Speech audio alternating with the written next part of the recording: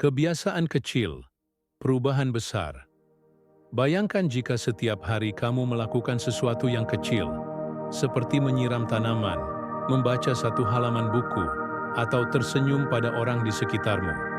Mungkin hal-hal itu terasa sepele, bahkan tidak berarti. Namun, coba pikirkan kembali. Jika kamu melakukannya setiap hari selama setahun, apa yang terjadi? Tanaman itu akan tumbuh subur, pengetahuanmu bertambah, dan hubungan dengan orang lain semakin hangat. Hidup kita sebenarnya adalah kumpulan momen-momen kecil yang berulang, dan dari sanalah kebiasaan terbentuk. Kebiasaan itu seperti benih yang jika dirawat dengan konsisten, akan tumbuh menjadi pohon besar yang kuat. Tapi jika diabaikan, benih itu tidak akan pernah berkembang. Filsafat Stoikisme sangat menekankan pentingnya kebiasaan. Mereka percaya, siapa kita sebenarnya adalah hasil dari kebiasaan yang kita pilih dan jalani sehari-hari. Dengan kebiasaan yang tepat, kita membangun karakter yang tangguh, bijak, dan damai. Mari kita mulai memahami mengapa kebiasaan itu sangat penting, dan bagaimana ia bisa menjadi kunci mengubah hidup kita menjadi lebih baik. Mengapa kebiasaan itu penting? Ketika berbicara tentang perubahan dalam hidup, banyak orang sering mencari solusi besar, pelatihan intensif, motivasi tinggi, atau momen aha yang mengubah segalanya. Namun, filsafat Stoik mengingatkan kita bahwa perubahan besar yang bertahan lama justru lahir dari hal-hal kecil yang kita lakukan secara konsisten. Marcus Aurelius, seorang kaisar Romawi dan filsuf Stoik, pernah berkata, "Apa yang kita lakukan berulang kali, itulah kita sebenarnya." Kata-kata ini menyimpan kebenaran sederhana tapi mendalam. Bukan karena sekali atau dua kali kita melakukan sesuatu, kita berubah. Tapi karena kebiasaan kita, apa yang kita lakukan setiap hari, membentuk diri kita, baik itu sikap, karakter, maupun kualitas hidup kita. Kebiasaan membentuk karakter. Dalam Stoikisme, karakter adalah hal utama yang harus kita bangun. Karakter adalah cerminan dari nilai-nilai yang kita pegang dan tindakan yang kita ulangi. Misalnya, jika kamu terbiasa bersikap sabar ketika menghadapi kesulitan, maka kamu sedang membangun karakter kesabaran. Jika kamu terbiasa mengeluh saat ada masalah, maka itu juga menjadi karakter yang terbentuk. Karakter ini bukan sesuatu yang muncul secara instan. Ia lahir dari latihan dan kebiasaan sehari-hari yang kita lakukan, bahkan ketika tidak ada orang yang melihat. Seperti seorang atlet yang berlatih setiap hari, begitu pula dengan karakter kita harus terus diasah melalui kebiasaan. Konsistensi lebih penting daripada intensitas. Banyak orang berpikir, kalau ingin berubah, harus melakukan sesuatu dengan semangat besar, penuh energi, dan intens. Namun Stoikisme mengajarkan bahwa yang lebih penting adalah konsistensi, melakukan hal yang benar secara rutin. Bayangkan kamu ingin mulai olahraga. Jika kamu berlatih 3 jam sekali sebulan, mungkin hasilnya tidak sebaik latihan 30 menit setiap hari. Kebiasaan yang kecil tapi konsisten akan menghasilkan perubahan yang jauh lebih besar dari usaha besar, tapi tidak teratur. Kebiasaan adalah bentuk. Latihan Stoikisme melihat hidup sebagai proses latihan tanpa henti. Setiap kebiasaan baik adalah latihan yang memperkuat pikiran dan jiwa. Sebaliknya, kebiasaan buruk melemahkan kita secara perlahan. Kebiasaan ini seperti otot yang harus dilatih. Jika tidak dilatih, ia menjadi lemah. Jika dilatih terus-menerus, ia tumbuh kuat dan lentur menghadapi tekanan hidup. Membentuk kebiasaan yang baik mulai dari sekarang. Kabar baiknya, kita bisa mulai membentuk kebiasaan baru kapan saja. Tidak perlu menunggu waktu atau keadaan sempurna. Stoikisme mengajarkan bahwa kontrol terbesar ada pada pilihan kita terhadap tindakan sehari-hari. Langkah pertama adalah sadar akan kebiasaan yang sedang kita lakukan. Setelah sadar, kita bisa mulai mengubah kebiasaan kecil yang bisa membawa dampak besar. Kebiasaan adalah pondasi dari siapa kita dan bagaimana hidup kita berjalan. Filsafat Stoik mengajarkan bahwa perubahan sejati datang dari tindakan-tindakan kecil yang kita ulangi setiap hari. Dengan membangun kebiasaan baik secara konsisten, kita sedang membentuk karakter yang tangguh, bijak, dan damai. Jadi, mulailah, shed dari sekarang. Ingat, bukan perubahan besar yang langsung membuat hidup lebih baik, tapi kebiasaan kecil yang terus dilakukan tanpa henti. Poin ke-1. Mulailah dari hal kecil, kebiasaan sehari-hari yang membangun karakter. Pernahkah kamu merasa tidak tahu harus mulai dari mana untuk memperbaiki hidupmu? Banyak orang ingin menjadi versi terbaik dari dirinya sendiri, tapi terjebak dalam kebingungan. Harus mulai dari mana? Apa yang harus diubah? Haruskah semuanya dirombak total? Stoikisme memberikan jawaban yang sederhana tapi kuat. Mulailah dari hal kecil. Bukan karena hal kecil tidak berarti, justru karena hal kecil itulah yang paling mungkin dilakukan. Dan jika dilakukan terus-menerus, ia akan menjadi kekuatan yang luar biasa. Mengapa hal kecil sangat penting? Filsuf Epiktetos mengingatkan kita bahwa kita tidak bisa langsung mengendalikan dunia luar, tapi kita selalu bisa mengendalikan respons kita terhadapnya. Hal itu tampaknya sederhana, seperti memilih untuk diam ketika marah, atau memilih bersyukur saat hidup tidak ideal. Tapi dalam praktiknya, ini membutuhkan latihan harian. Disinilah kebiasaan kecil memainkan peran. Mereka adalah ladang latihan batin. Setiap pilihan kecil, untuk bersabar, untuk jujur, untuk menahan diri dari mengeluh, adalah latihan. Dan seperti otot, semakin sering dilatih, semakin kuat ia menjadi. Contoh, kebiasaan kecil stoik yang berdampak besar. Berikut adalah beberapa kebiasaan kecil yang, jika diterapkan secara konsisten, bisa membangun karakter kuat dan menata hidup yang lebih damai dan bermakna. Bangun lebih awal dan mulai. Dengan kesadaran bangun pagi bukan tentang ikut tren produktivitas, tapi tentang mengambil kendali atas waktu kita. Marcus Aurelius menulis dalam Meditations, pagi-pagi, ketika kamu enggan bangun, ingatlah bahwa tugasmu adalah menjadi manusia. Mulailah pagi dengan sedikit refleksi. Tidak perlu berjam-jam, cukup 5-10 menit untuk merenungkan, apa yang bisa saya lakukan hari ini agar lebih baik dari kemarin? Ini bukan sekadar rutinitas, tapi deklarasi niat. Berlatih, diam sebelum merespons. Banyak konflik dimulai dari respons yang terlalu cepat. Kebiasaan berhenti sejenak sebelum berbicara atau menanggapi bisa mengubah segalanya. Ini adalah bentuk pengendalian diri yang sangat stoik. Cobalah latih. Saat ingin membalas komentar pedas, tarik napas dalam, hitung sampai 3. Diam sejenak. Lalu putuskan apakah kamu benar-benar perlu merespons, atau justru lebih kuat jika kamu tidak mengatakan apa-apa. Ucapkan terima kasih setiap hari. Berlatih bersyukur adalah bentuk melawan hasrat berlebihan dan keinginan yang tak pernah habis. Kebiasaan mengucapkan terima kasih, meskipun dalam hati, adalah bentuk latihan stoik yang memperkuat ketenangan batin. Contohnya, sebelum tidur, sebutkan 3 hal sederhana yang kamu syukuri hari itu.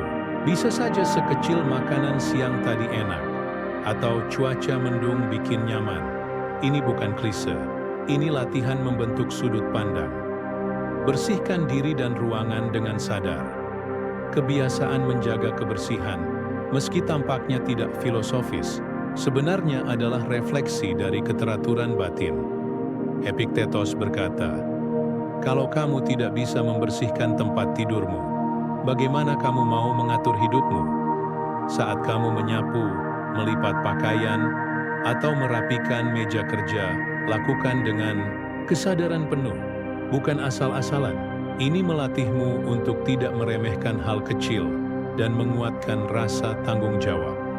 Mengapa banyak orang mengabaikan hal kecil? Karena kita hidup di dunia yang memuja hal besar, pencapaian besar, transformasi drastis, perubahan instan. Padahal, Stoikisme mengingatkan bahwa yang besar selalu tumbuh dari yang kecil. Kamu tidak akan menjadi sabar dalam semalam, tapi kamu bisa mulai dengan bersabar satu kali hari ini.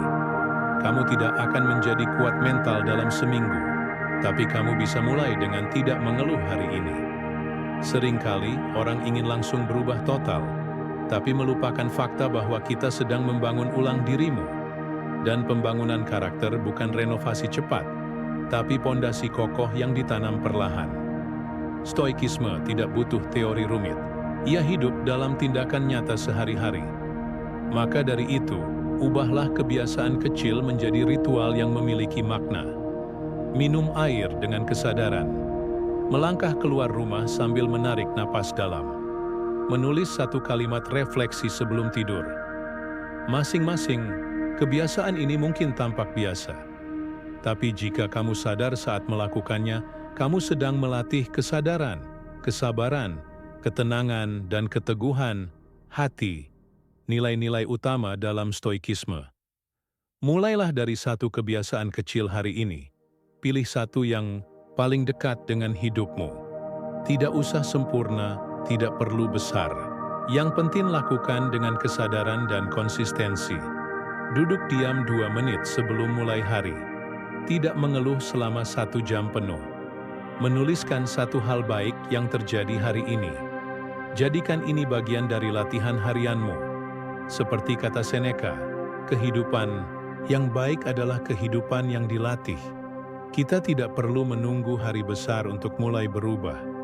Justru kita bisa mulai dari sekarang, dari tempat kita berdiri, dan dari hal-hal kecil yang sering diabaikan. Kebiasaan kecil adalah jalan masuk menuju perubahan besar. Filsafat Stoik bukan untuk mereka yang ingin instan. Ia adalah jalan sunyi yang dibangun dengan sadar, hari demi hari. Tapi percayalah, jika kamu terus melangkah, maka satu hari nanti, kamu akan melihat dirimu sudah jauh berubah. Bukan karena sesuatu yang besar, tapi karena kamu tekun dalam hal-hal kecil. Poin kedua, disiplin, melampaui motivasi yang sering hilang. Jangan menunggu mood datang. Disiplinlah yang membentukmu, bukan dorongan sesaat. Filsuf yang mengalahkan dirinya sendiri setiap pagi. Kita semua pernah merasakannya, semangat yang tiba-tiba membara, ingin bangun pagi, rajin membaca, olahraga, atau bekerja keras meraih mimpi. Tapi keesokan harinya, atau mungkin seminggu kemudian, gairah itu memudar. Kita bangun dan tidak ingin melakukan apapun. Tiba-tiba, kasur lebih menarik daripada tujuan hidup. Lalu kita berkata, aku sedang tidak termotivasi. Namun, Stoikisme punya jawaban sederhana terhadap keadaan ini. Jangan bergantung pada motivasi. Bangunlah pada kekuatan yang lebih kokoh, disiplin. Motivasi, itu seperti cuaca, disiplin. Itu seperti akar. Motivasi datang dan pergi. Ia seperti angin, kadang bertiup kencang, kadang menghilang begitu saja. Tidak bisa diandalkan untuk membentuk hidup yang stabil. Sedangkan disiplin adalah akar. Ia tidak terlihat, tapi menancap kuat ke dalam tanah jiwamu. Akar tidak bertanya apakah hari ini cerah atau hujan. Ia tetap bekerja, tetap mencengkeram bumi, tetap menopang pohon. Stoikisme tidak pernah menaruh harapan besar pada suasana hati. Filsuf-filsuf seperti Epictetus, Marcus Aurelius, dan Seneca tahu betul bahwa manusia seringkali tidak bisa mempercayai pikirannya sendiri. Maka dari itu, mereka membentuk hidup berdasarkan prinsip, bukan perasaan. Apa itu disiplin menurut Stoik? Disiplin dalam Stoikisme bukanlah hukuman atau kekakuan. Bukan pula larangan untuk bersenang-senang. Disiplin adalah komitmen jiwa terhadap nilai yang lebih tinggi daripada kenyamanan sesaat. Marcus Aurelius dalam Meditations menulis, ketika kamu enggan bangun dari tidur, tanyakan pada dirimu, untuk apakah aku diciptakan? Untuk berdiam dalam selimut hangat atau untuk menjalankan tugas sebagai manusia. Ini adalah inti dari disiplin stoik. Memilih tindakan yang tepat meski tubuh dan pikiran ingin lari. Karena stoik tahu, kenyamanan sering menyamar sebagai sahabat, padahal ia adalah musuh yang membuat jiwa tumpul. Mengapa disiplin lebih kuat dari motivasi? Motivasi bersifat emosional, disiplin bersifat rasional. Motivasi muncul dari emosi, inspirasi dari video, kata-kata semangat, atau keberhasilan orang lain, tapi emosi labil. Sebaliknya, disiplin lahir dari akal sehat, dari pilihan sadar untuk hidup dengan tujuan. Inilah prinsip dasar stoik.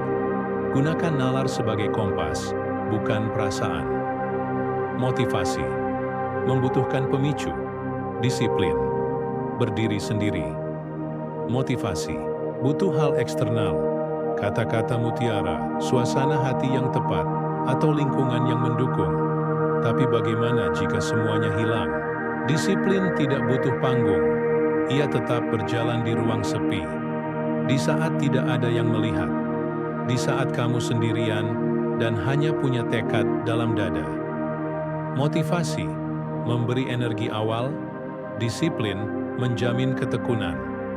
Motivasi bisa jadi titik awal, tapi hanya disiplin yang membawa kita menempuh seluruh perjalanan.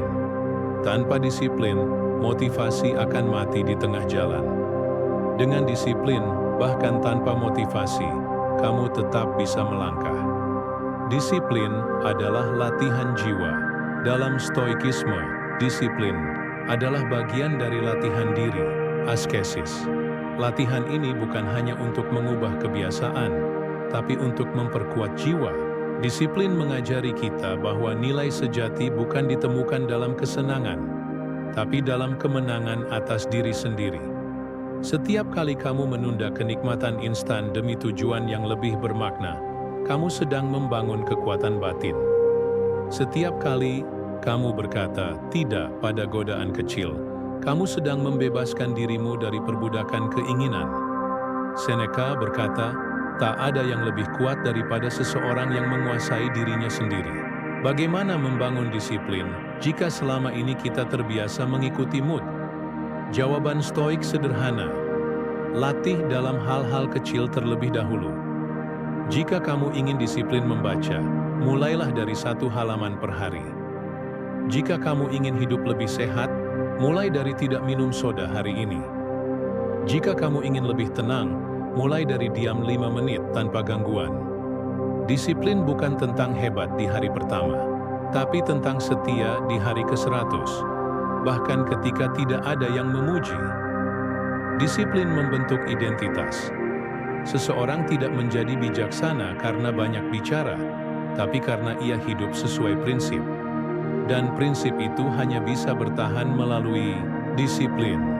Ketika kamu melakukan hal yang benar secara konsisten, tanpa menunggu suasana hati, kamu sedang membentuk identitas baru. Bukan sebagai orang yang hanya berniat, tapi sebagai orang yang benar-benar menjalani. Dan identitas itulah yang sedang mengubah di hidupmu.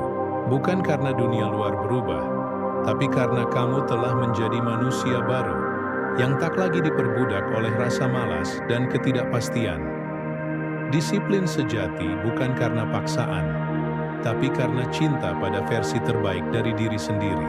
Kita memilih bangun pagi, bukan karena kita suka bangun pagi, tapi karena kita tahu siapa yang sedang kita bentuk.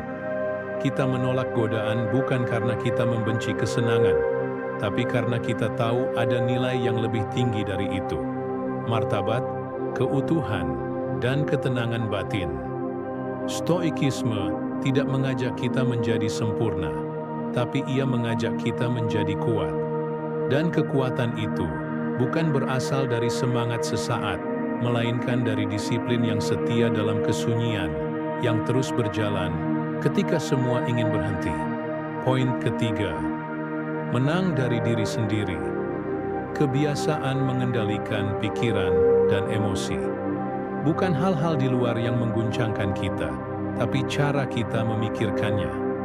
Epictetus, kita sering berpikir bahwa sumber kegelisahan ketakutan, dan kemarahan berasal dari luar, dari orang lain, dari situasi tak terduga, dari ketidakadilan dunia.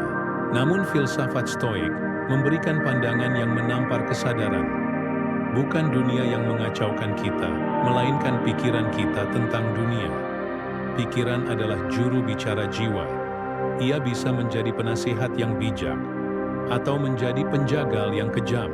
Maka, dalam Stoikisme, perjuangan sejati bukanlah mengendalikan dunia, karena itu mustahil, tetapi mengendalikan cara kita merespons dunia. Menang dari dunia, itu sia-sia. Menang dari orang lain, itu rapuh.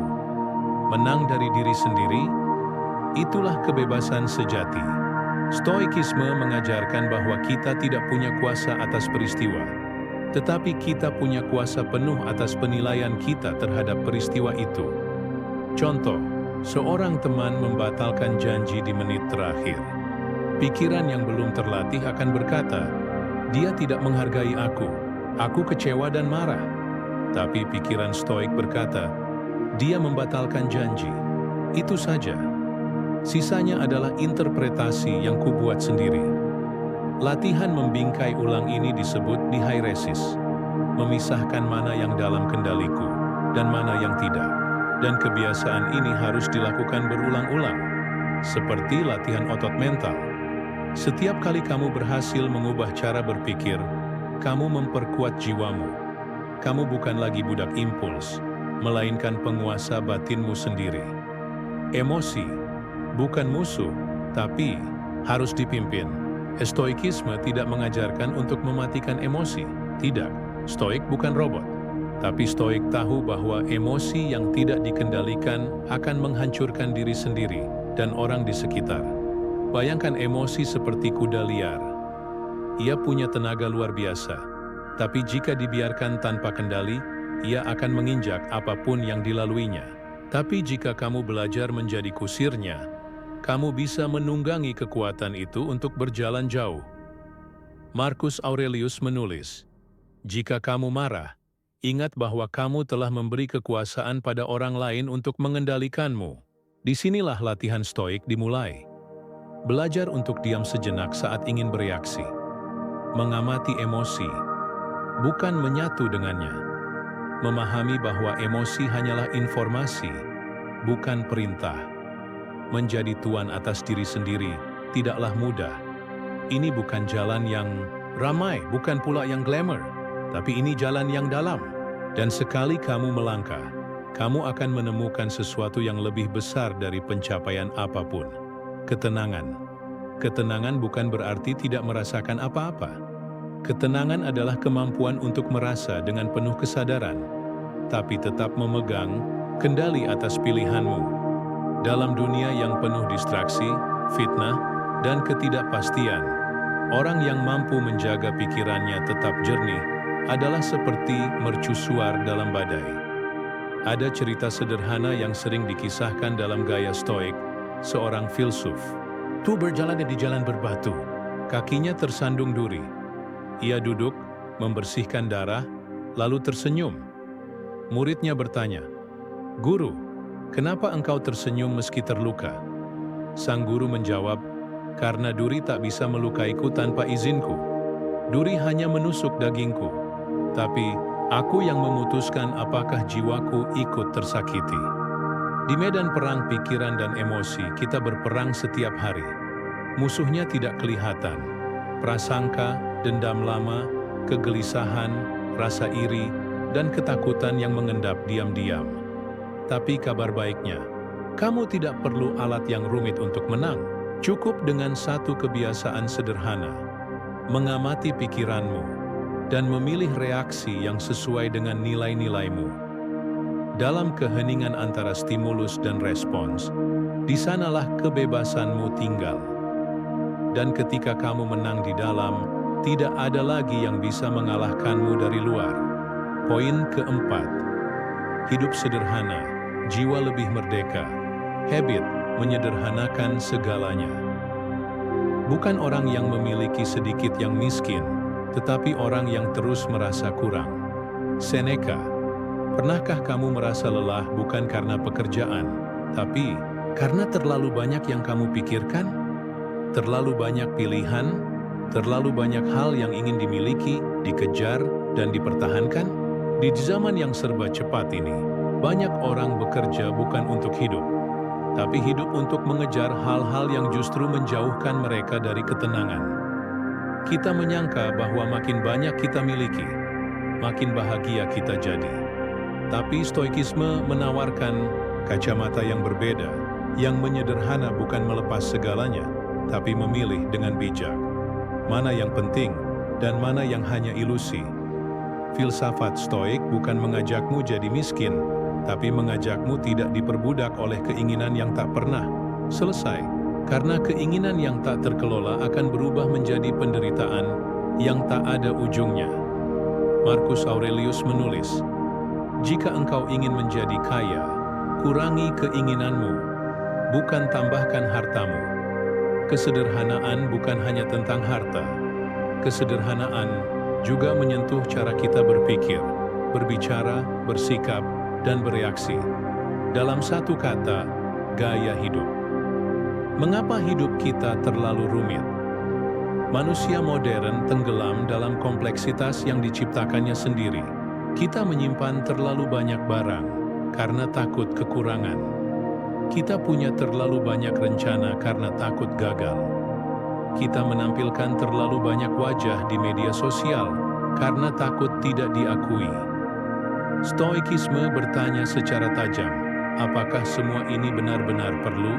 Atau kamu hanya mengikuti arus karena tidak tahu apa yang kamu cari?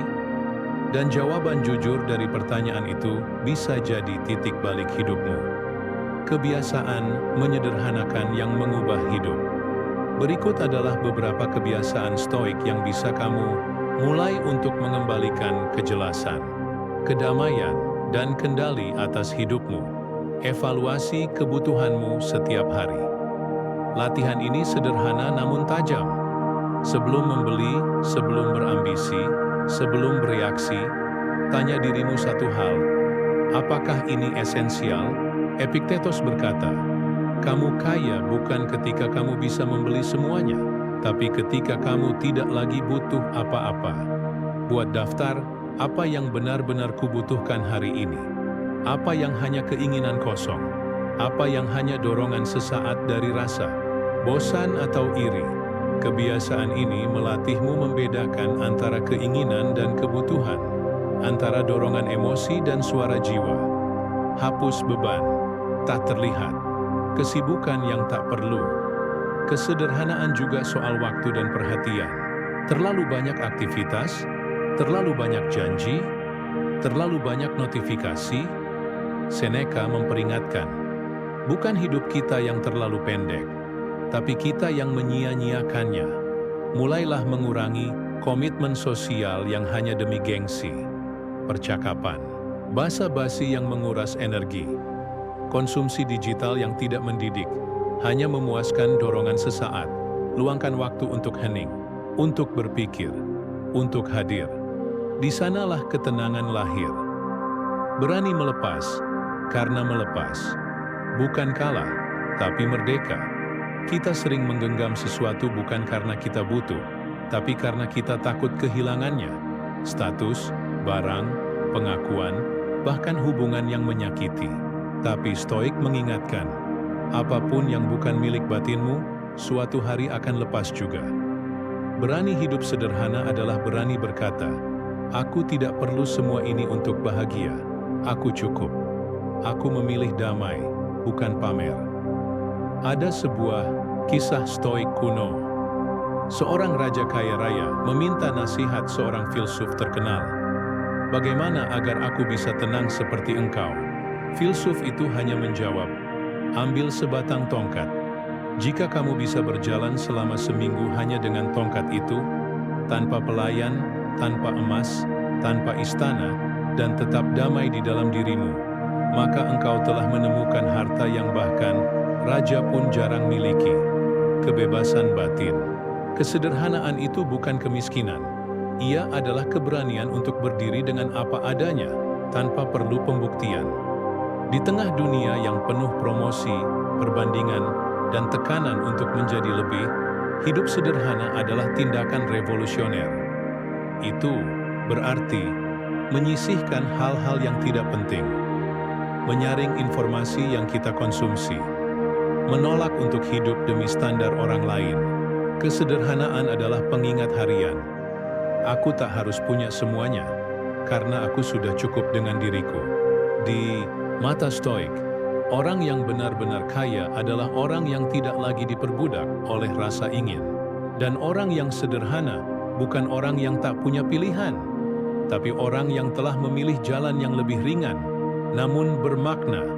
Ketika kamu mulai menyederhanakan hidupmu, barang, pikiran, hubungan, ambisi, kamu akan terkejut betapa ringannya kamu melangkah.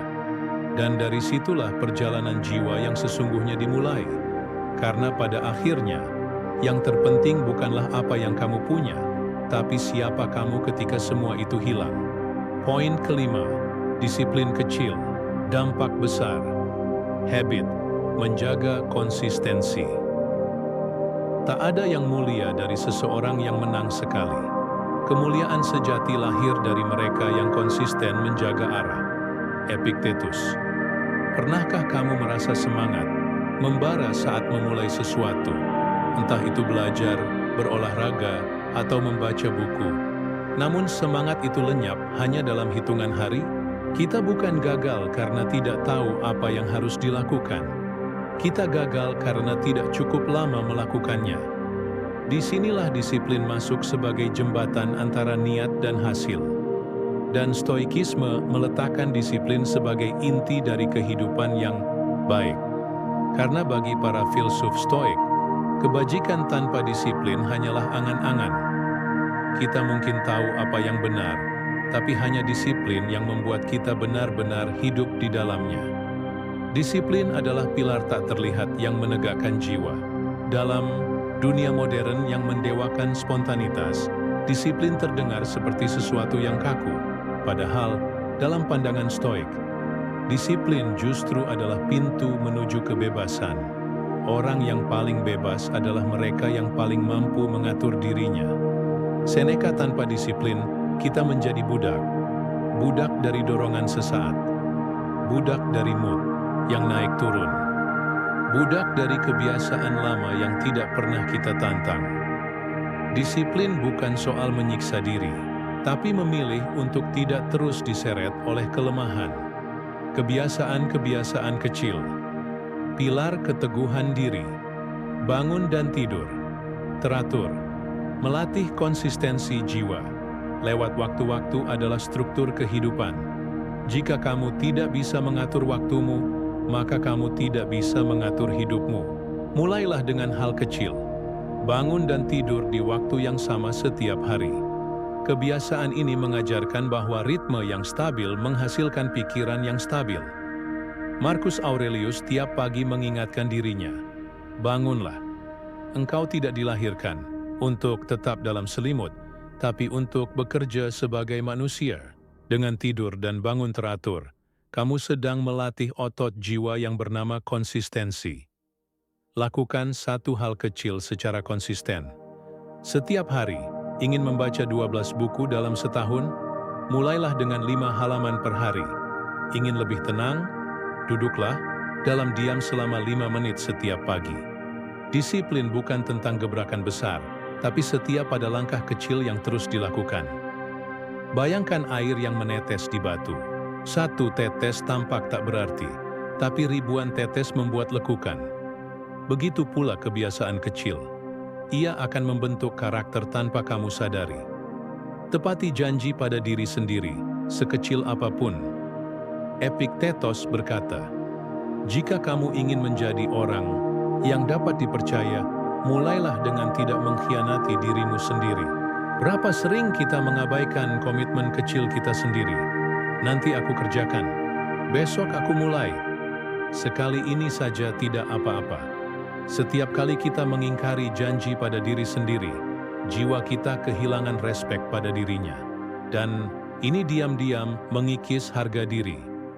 Maka biasakanlah menepati jadwal walau tidak ada yang melihat, menyelesaikan tugas walau kecil. Tidak mencari alasan untuk lari dari tanggung jawab diri. Keteguhan batin lahir dari kedisiplinan luar yang sederhana. Disiplin bukan berarti tidak tergoda, tapi ketika godaan datang, Stoik mengajarkan untuk berhenti sejenak dan bertanya, apakah ini yang terbaik untuk diriku yang ingin tumbuh? Apakah ini keputusan jangka panjang, atau hanya kenyamanan sesaat? Kita belajar untuk menunda kenikmatan kecil demi kebebasan besar. Disiplin bukan tentang menolak kesenangan, tapi memilih kesenangan yang tidak merusak jiwa. Bayangkan seorang tentara yang hanya mengasah pedangnya saat perang datang. Apa yang terjadi? Ia kalah. Demikian pula manusia. Jika kita hanya ingin bijaksana saat masalah datang, tapi tidak pernah melatih diri di hari-hari biasa, kita akan roboh saat ujian datang. Disiplin adalah mengasah pedang batin setiap hari, agar saat badai datang, kita tidak perlu panik. Kita sudah siap. Disiplin bukan beban, tapi kehormatan. Ada sebuah kesalahan besar yang diajarkan zaman ini. Lakukan apapun yang membuatmu nyaman, padahal kenyamanan terus-menerus melahirkan kelemahan. Stoik mengajarkan hal sebaliknya. Disiplin membuat kita lebih hidup. Karena dalam prosesnya kita menyadari, kita bisa lebih kuat dari yang kita kira. Disiplin bukan tentang menyiksa diri, tapi menyelamatkan diri dari penyesalan. Jika kamu ingin menciptakan versi terbaik dari dirimu, jangan cari motivasi sesaat. Carilah ritme, rutinitas, dan komitmen kecil. Disiplin adalah pondasi dari segalanya. Ia membentuk kebiasaan. Kebiasaan membentuk karakter. Karakter membentuk takdir. Jangan tunggu semangat. Mulailah. Bukan besarnya langkah yang penting, tapi arah yang tetap dan kemauan untuk terus berjalan. Dan seperti yang dikatakan para Stoik, jalan yang benar tidak selalu mudah, tapi ia selalu membawa kita pada tempat yang pantas. Poin keenam, membangun inner circle yang sehat. Habit, memilih lingkungan. Hati-hatilah pada siapa yang sering bersamamu, sebab jiwa pun bisa tertular seperti penyakit. Seneca, coba perhatikan. Apakah kamu pernah merasa lebih mudah marah, lebih sering mengeluh, atau lebih suka menunda? Padahal sebelumnya kamu cukup stabil dan rajin. Itu bukan semata perubahan suasana hati. Itu bisa jadi karena kamu terlalu lama berada di dekat orang-orang yang memelihara energi negatif. Stoikisme mengajarkan satu hal yang sederhana, namun sangat mendalam. Lingkungan bukan hanya tempatmu hidup, tapi medan tempat jiwamu ditempa. Dan, dalam banyak hal, kebiasaan baik atau buruk yang kita bentuk bergantung pada siapa yang paling sering kita dengarkan, siapa yang paling sering bersama kita. Mengapa memilih lingkungan adalah habit yang harus dilatih? Banyak orang merasa bahwa lingkungan adalah sesuatu yang pasif, diterima begitu saja. Padahal, bagi filsuf Stoik, memilih siapa yang mengisi lingkaran terdekatmu adalah salah satu bentuk tanggung jawab diri. Jika kamu ingin berkembang, jangan berjalan dengan mereka yang justru menarikmu mundur. Epictetus, lingkungan yang sehat adalah habit, bukan sekadar keberuntungan. Dan membentuk habit ini perlu dua hal. Kesadaran akan siapa yang sedang mempengaruhi kita. Keberanian untuk membatasi, menjaga, bahkan melepaskan bila perlu. Ciri lingkungan yang menguatkan pertumbuhan diri. Mereka membuatmu ingin menjadi lebih baik, bukan merasa selalu kurang. Orang-orang yang sehat secara batin tidak membuatmu merasa tak cukup. Mereka mendorongmu untuk bertumbuh, bukan demi validasi, tapi demi kedewasaan. Lingkungan yang sehat tidak menjatuhkan dengan kritik, tapi membangun dengan kejujuran. Kamu merasa ditantang, bukan direndahkan. Mereka menghargai diam, refleksi, dan obrolan bermakna. Filsuf Stoik sangat menghargai keheningan sebagai bentuk kedalaman berpikir. Dalam dunia bising hari ini, berada dekat dengan orang-orang yang bisa hening bersamamu, yang menghargai waktu reflektif adalah kemewahan, ciri orang yang sehat secara batin. Tidak sibuk memamerkan pencapaiannya, tidak banyak mengeluh, tidak bergosip, tapi bertanya, "Apa pelajaran dari pengalamanmu?" Mereka tidak selalu setuju, tapi selalu jujur. Kita tidak butuh teman yang selalu berkata, "Iya." Kita butuh teman yang bisa berkata, "Aku rasa kamu sedang menyimpang," tanpa niat menyakiti, hanya ingin kamu kembali pada jalur pertumbuhanmu. Orang seperti ini langka, dan saat kamu menemukannya, pegang erat-erat. Karena mereka bukan sekadar teman, tapi penjaga nurani. Menghindari lingkungan toksik. Bukan sombong, tapi bentuk sayang pada diri sendiri. Stoikisme bukan ajaran untuk menjauhi orang karena merasa lebih unggul.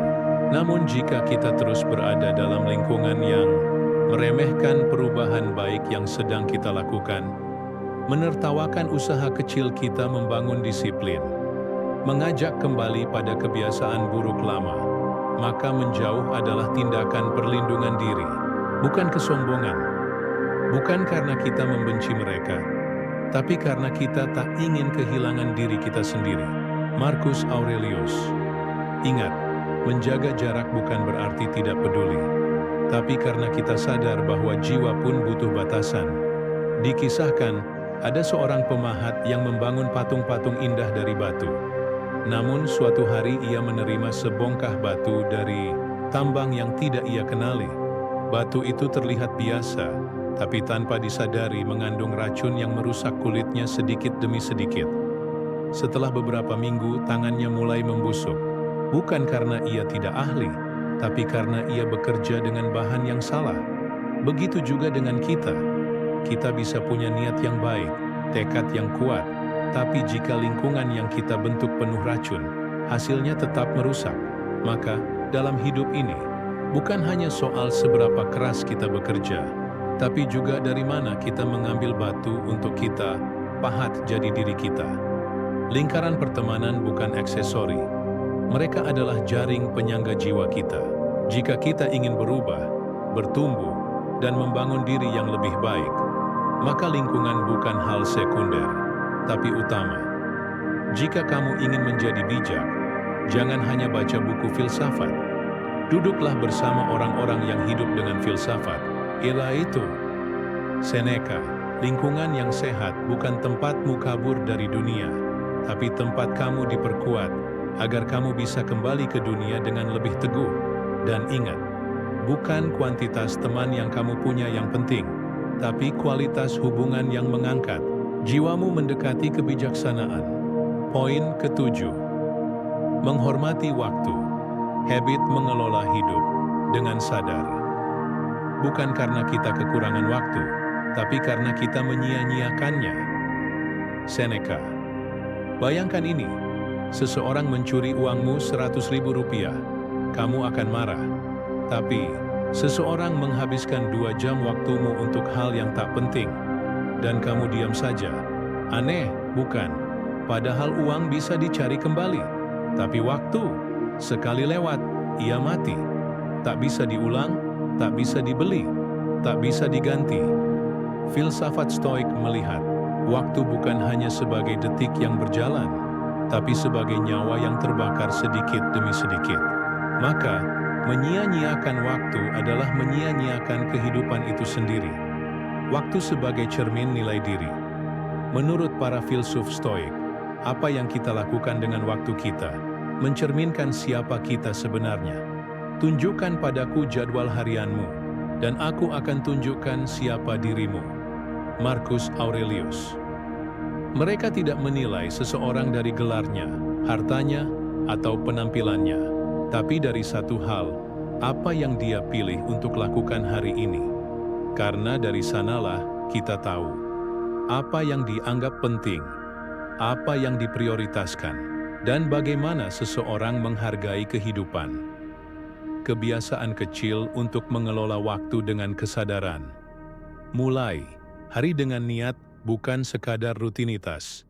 Jangan bangun dan langsung menyentuh ponsel. Ambil 5 menit untuk bertanya, Apa hal yang benar-benar penting untuk kulakukan hari ini? Apa satu langkah kecil yang bisa membawaku mendekat ke tujuan besarku? Kebiasaan ini adalah bentuk penghormatan pada waktu. Bukan memulai hari dengan reaksi, tapi dengan kesadaran. Tuliskan dan pilah aktivitas. Mana yang bernilai, mana yang sia-sia. Luangkan waktu setiap malam atau pagi untuk mengevaluasi. Apakah aku hanya sibuk atau sungguh-sungguh produktif? Apakah aku melakukan banyak hal, atau hanya menghindari satu hal penting? Kebiasaan menulis, mengevaluasi, dan memfilter kegiatan adalah bentuk kebijaksanaan praktis. Stoik tidak anti-sibuk, tapi mereka percaya kualitas waktu lebih penting daripada kuantitas kegiatan. Berani berkata tidak demi kehidupan yang lebih penuh.